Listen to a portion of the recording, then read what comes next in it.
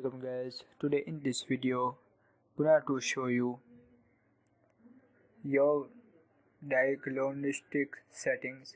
Are you preventing this device from getting inside the building's Windows 10 PC? So very easy. Firstly click on start. After click on settings. After click on privacy. And left panel here diagnostics and feedback,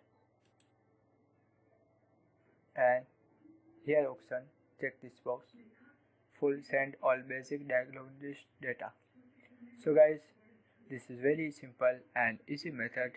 If you went to diagnostic settings, are you preventing this device from getting inside the building Windows 10 PC?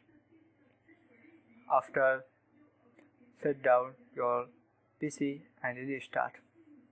So guys, this is very simple and easy method. Thank you for watching this video. Please subscribe my channel for latest update.